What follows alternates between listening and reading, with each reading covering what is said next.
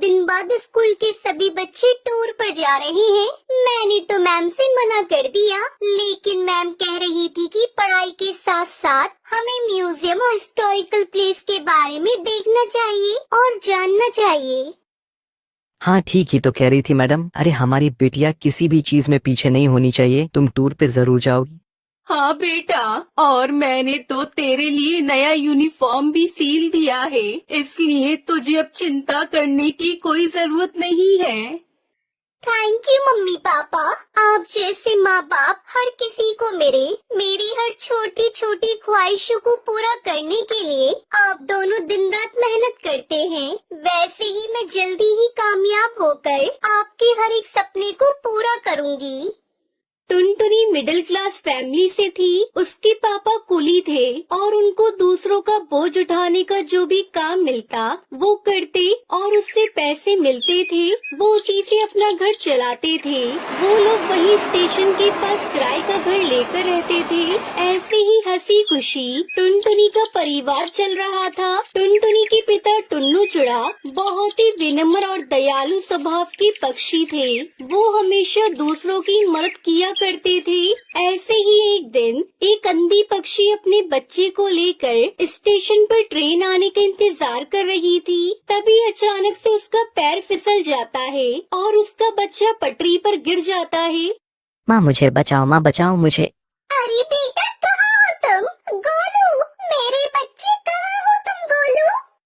वो अंधी माँ बेबस होकर इधर उधर अपने बच्चे को तलाश रही थी। गोलू ट्रेन की पटरी पर रो रहा था और तभी उधर से तेज रफ्तार से हॉर्न देते हुए ट्रेन आ रही थी। तभी टुन्नू चुड़ा की नजर उस रोती हुई माँ और बच्चे पर जाती है। वो तुरंत ही सामान वहीं रखकर तेज रफ्तार से दौड़ते हुए पटरी पर जाता है और बच्चे को उठाकर स्टेशन पर रख देता है। तभी ट्रेन आ जाती है और टुन्नू चुड़ा अपने साहस भरे जज्बे के साथ उस बच्चे को तो बचा लेता है, लेकिन वो खुद को नहीं बचा पाता और उसकी वहीं मौत हो जाती है। ये खबर जब उसके घर वालों को पता चलती है तो उनके ऊपर मानो जैसे दुखों का पहाड़ टूट पड़ता है। वो लोग फूट फूट कर रोने लगते हैं।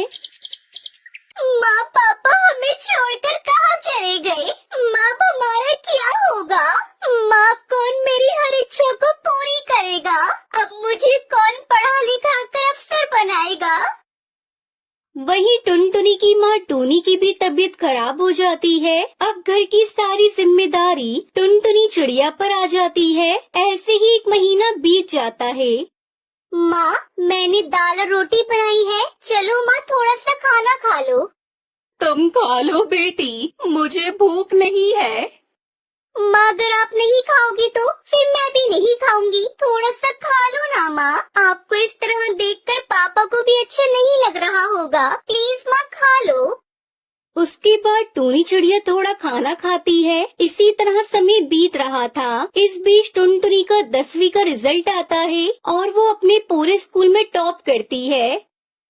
माँ आप तो खुश हो ना? काश आज पापा होते तो वो कितना खुश होते। पर देखना माँ, मैं जल्दी ही आगे की पढ़ाई पूरी करके अपने पापा का नाम रोशन करूँगी।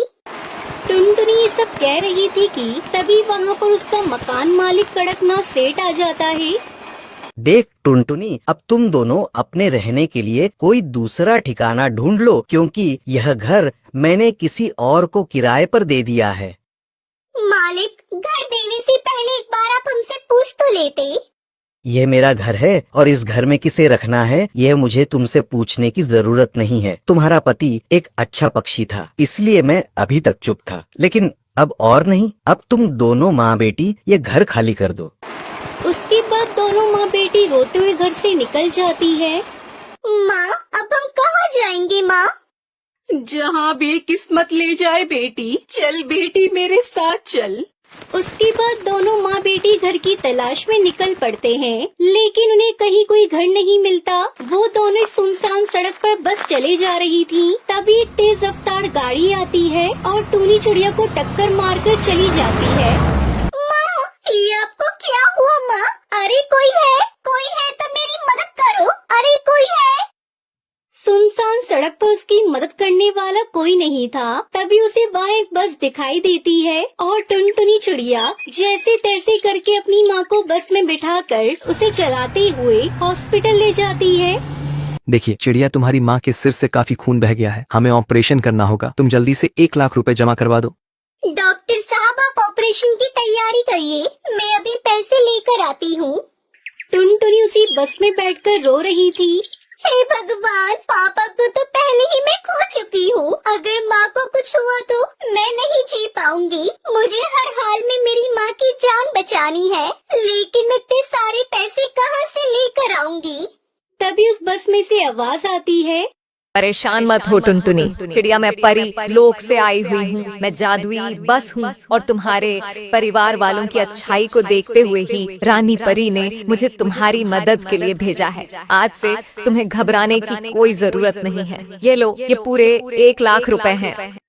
जादुई बस, मैं तुम्हारा ये एहसान कैसे चुका पाऊंगी। थैंक यू बस, तुमने मेरी ऐसी मुश्किल समय में मदद की जब मेरा साथ देने वाला कोई नहीं था। उसके बाद टुनटुनी वो पैसे लेकर अपनी माँ का इलाज करवाती है। कुछ दिनों में उसकी माँ ठीक हो जाती है। फिर जादुई बस टुनटुनी चिड़िया से कहती है, अब तुम दोनों माँ बेटी जल्दी से मेरी बस में जाकर बैठ जाओ, मैं तुम्हें एक चमत्कार दिखाती हूँ। उसके बाद वो बस खुद ब खुद एक बस घर के रूप में बदल जाती है। टुनटुनी, आज से ये घर तुम्हारा है। तुम अब यहाँ अपनी माँ के साथ आराम से इस बस घर में रह सकती हो। और हाँ, तुम्हें इस घर में किसी भी तरह की कोई कमी नहीं होगी। वो सब तो ठीक है जादुई बस, लेकिन ये बस घर तो शहर से काफी दूर है। फिर मैं अपने स्कूल कैसे जाऊंगी। बस इतनी सी बात, मैं हूँ ना, मैं भला किस दिन काम आऊंगी। उस दिन के बाद से टुनटुनी उसकी माँ जादुई बस घर के साथ हंसी खुशी रहने लगती है। उन्हें अब किसी भी चीज की कोई कमी नहीं होती और जादुई बस हर कदम पर टुनटुनी की सहायता करती है।